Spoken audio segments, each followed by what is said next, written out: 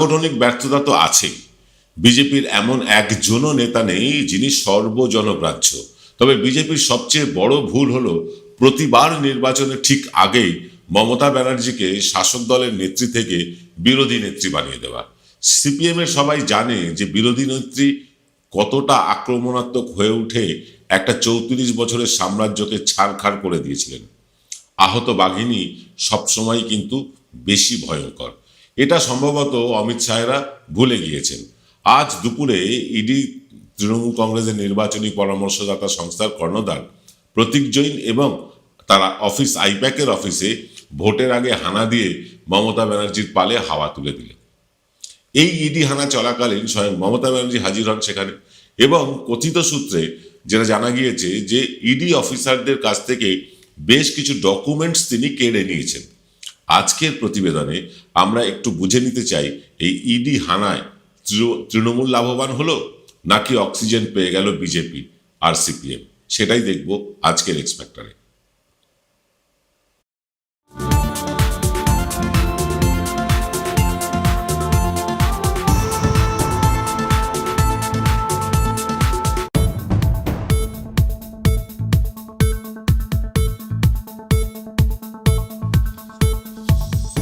নমস্কার, শুভ সন্ধ্যা। আমি আপনাদের প্রবীর বিশ্বাস। দেখতে শুরু করেছেন বিশ্বজোড়া বাঙালির আওয়াজ এনকে ডিজিটালের সান্ধ্য সম্প্রচার এক্স ফ্যাক্টর। ভোট এলেই ইডি আসে, ভোট এলেই সিবিআই আসে, এটা আমরাও জানি, আপনারাও জানেন। আমাদের প্রত্যাশা ছিল হয়তো আর বার কয়েক অভিষেক ব্যানার্জিকে ডেকে পাঠানো হবে জিজ্ঞাসাবাদের নাম করে। দু একজন হেভিওয়েট নেতাকে বিজেপি বলবো না, ইডি বা সিবিআই অভিযোগের ভিত্তিতে গ্রেফতার করে রাখবে, বড়জোর মমতা ব্যানার্জিকে জিজ্ঞাসাবাদ করবে, আর তাতেই পশ্চিমবঙ্গের 7 কোটি 7.5 কোটি ভোটার প্রভাবিত হয়ে বিজেপিকে নবান্নের 14 তলায় পৌঁছে দেবে, এমন একটা পারসেপশন ছড়াবে মিডিয়া। সেসব কিছুই হলো না, বরং আজ ইডি একটা বহু পুরনো মামলার সূত্র ধরে প্রতীক জৈন এবং তার সংস্থা আইপ্যাকের সল্টলেকের সেক্টর 5 অফিসে হানা দিল তো দিল। মমতা ব্যানার্জির গায়ে এত জ্বালা ধরলো কেন? আইপ্যাক তো একটা অন্য সংস্থা, মমতা ব্যানার্জি তো গায়ে জ্বালা ধরার কথা না, কিন্তু জ্বালাটা ধরলো কেন? যারা আইপ্যাকের কাজ সম্বন্ধে সামান্য খবরাখবর রাখেন তারা জানেন যে ওই অফিস থেকেই ভোটের ময়দানে কিভাবে লড়তে হবে সেই প্ল্যান প্রোগ্রাম করা হয়, আর কে কোথায় প্রার্থী হবে সেগুলো কিন্তু নথিবদ্ধ করা হয়। বলা যায় এটা তৃণমূলের ডেটা সেন্টার।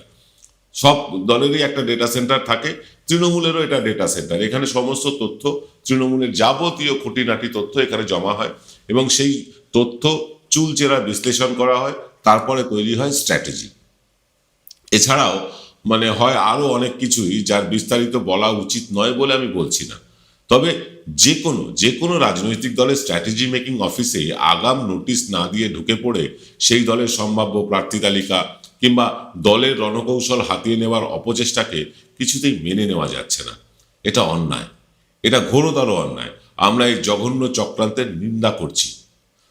ইডির যদি সত্যি কোনো সৎ উদ্দেশ্য থাকতো না, তাহলে তারা স্পেসিফিক ফাইল চেয়ে ইডির দপ্তরেই ডেকে পাঠাতে পারতো। ইডি তো অর্থনৈতিক দুর্নীতি হলে তার তদন্ত করে, অন্য তদন্ত তো করে না। তো যদি কোনো অর্থনৈতিক দুর্নীতি ইডি আইপ্যাক করেই থাকে, তাহলে সেই দুর্নীতির কথা তাদেরকে জানিয়ে সেই সংশ্লিষ্ট ফাইল তাদের অফিসে চেয়ে পাঠাতে পারত।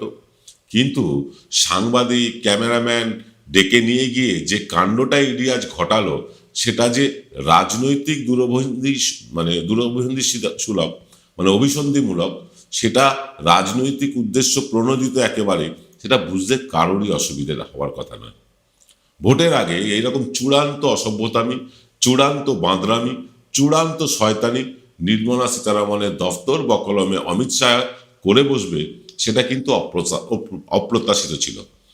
কোনো রাজনৈতিক দলের সাথে রাজনৈতিকভাবে লড়াই করতে হবে, তাকে এরকম এজেন্সি পাঠিয়ে তাদের হেনস্থা করা, তাদের ডেটা বা তথ্য হাতিয়ে নেওয়া, এগুলো কি ধরনের রাজনীতি? এই রাজনীতি তো ভারতবর্ষে ছিল না।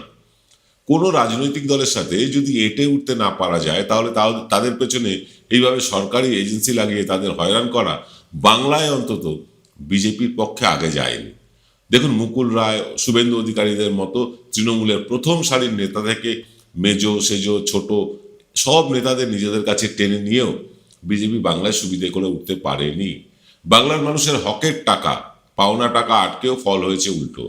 এসআইআর করে মুসলমানদের টাইট দিতে গিয়ে 1,20,00,000 মুসলমান, কেউ বলছেন 1,40,00,000, কেউ বলেছিলেন 2 কোটি মুসলমান, এই যে 2 কোটি মুসলমানদের টাইট দিতে গিয়ে মতুয়া, রাজবংশী, নমশূদ্রদের প্যাঁচে ফেলে এখন বিজেপি হাঁসফাঁস করছে।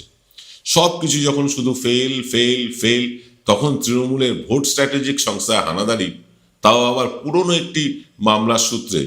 এইভাবে বিজেপির আদৌ কি কোনো লাভ হলো নাকি লোকসান, সেগুলো আমরা সব বলবো।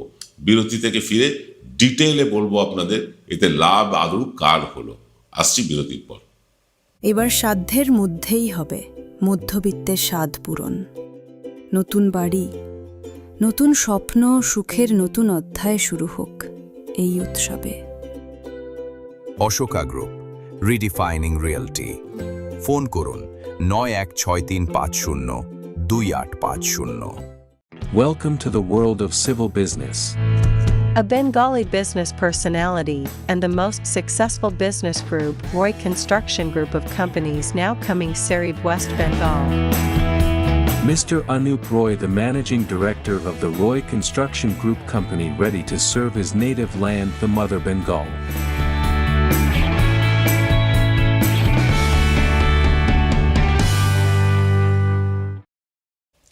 ফিরে এলাম বিরতির পর। আপনারা দেখছেন বিশ্বজোড়া বাঙালির আওয়াজ এনকে ডিজিটালের সান্ধ্য সম্প্রচার এক্স ফ্যাক্টর। আমরা আপনাদের এবার একটা খুব এক্সক্লুসিভ ফুটেজ দেখাতে চাই, যে ফুটেজে আপনারা দেখতে পাবেন যে আইপ্যাকের অফিসে, যেটা রিপাবলিক বাংলার অফিসের ঠিক ওপরে, সেই আইপ্যাকের অফিসে ইডি হানার একটা এক্সক্লুসিভ ফুটেজ আপনাদেরকে দেখাতে চাই। আসুন দেখে নিই, তারপর আসি পরের কথায়। এই হচ্ছে সেই ফুটেজ যেখানে ইডি হানা দিচ্ছে আইপ্যাকের অফিসে। আইপ্যাককে তৃণমূল কংগ্রেসের স্ট্র্যাটেজিক সংস্থা, সেখানে স্ট্র্যাটেজি তৈরি হয়, তথ্য জমা থাকে, সেই তথ্যের ভান্ডার হাতাতেই, সেই স্ট্র্যাটেজির যে করে রেখেছে তৃণমূল কংগ্রেস আগামী নির্বাচনকে সামনে রেখে, সেই স্ট্র্যাটেজিকে হাতাতেই কিন্তু এই হানা বলে মনে করছে রাজনৈতিক মহল। আগেই বলেছি যে বিরোধী নেত্রী মমতা ব্যানার্জি অনেক বেশি ভয়ঙ্কর শাসক মমতার চেয়ে। বিজেপি প্রতিটি নির্বাচনের আগেই এইভাবে ইডি সিবিআই এর অপব্যবহার করে মমতা ব্যানার্জিকে বিরোধী আসনে বসিয়ে দেয়। তার পরিণাম কি হয় আমরা সকলেই জানি, তার পরিণাম আমরা সকলে দেখেছি। এতদিন অমিত শাহের অঙ্গুলি সংকেতে সরকারি এজেন্সি মমতা ব্যানার্জির দলের নেতাদের হয়রান করেছে, আটক করেছে, পরে প্রায় সবাই জামিনে মুক্ত হয়েছে, এজেন্সিগুলো সময় মতন তথ্য দিয়ে আদালতে কিছুই প্রমাণ করতে পারেনি বলে।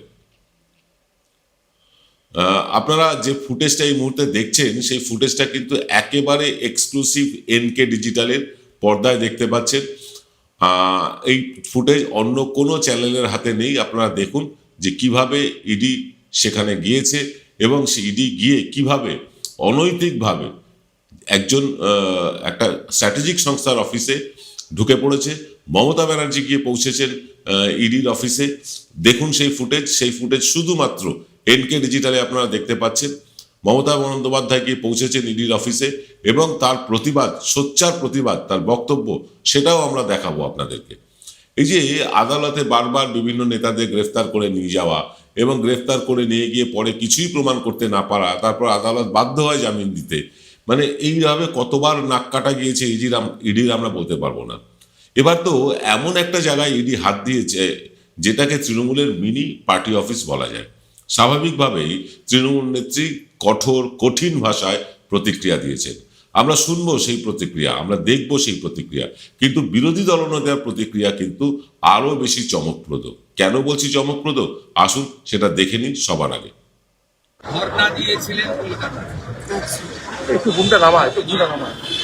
স্বাভাবিকভাবে মুখ্যমন্ত্রী এই ধরনের কাজ সাংবিধানিক প্রতিষ্ঠানের সরাসরি কাজে হস্তক্ষেপ এবং তদন্তে বাধা দেয়। এটা একজন মুখ্যমন্ত্রী, তিনি শুধু রাজনৈতিক নেতা নেত্রী নন, প্রশাসনিক কর্তৃক নিন্দা জানাই এবং ইডি নিশ্চয়ই তার ক্ষমতা বলে তারা তাদের মুখ্যমন্ত্রীর বিরুদ্ধেও ব্যবস্থা নেওয়া উচিত বলে আমার মনে হয়েছে।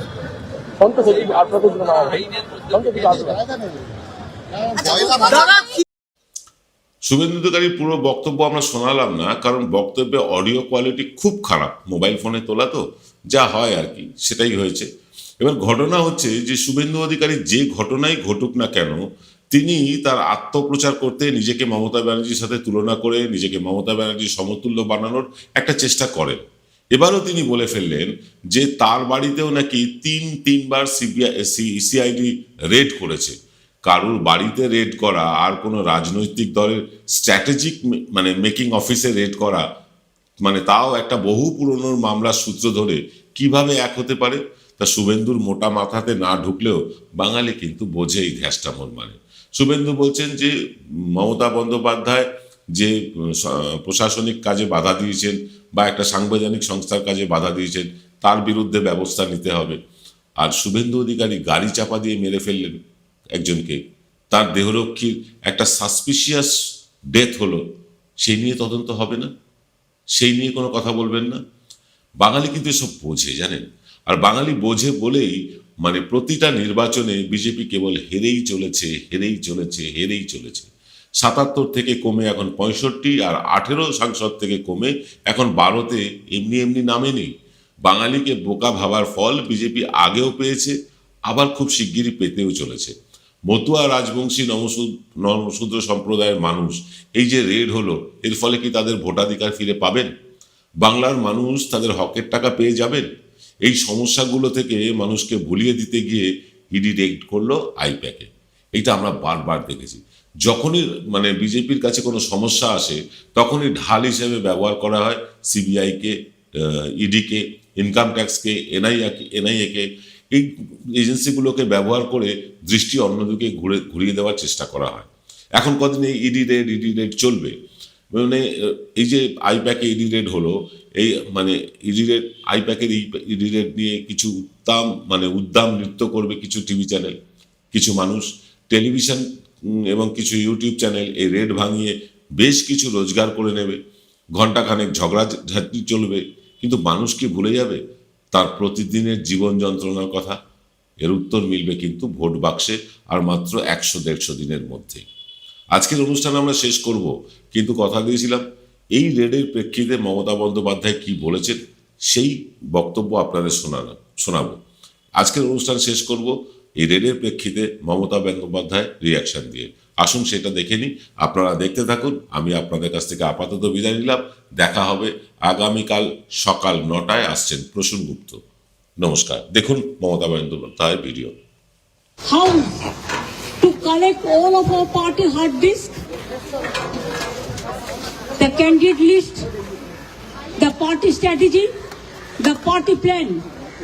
Is it the duty of the ED and Amit Shah, the nasty home minister, the naughty home minister who cannot protect the country, and he's taking away all my party documents?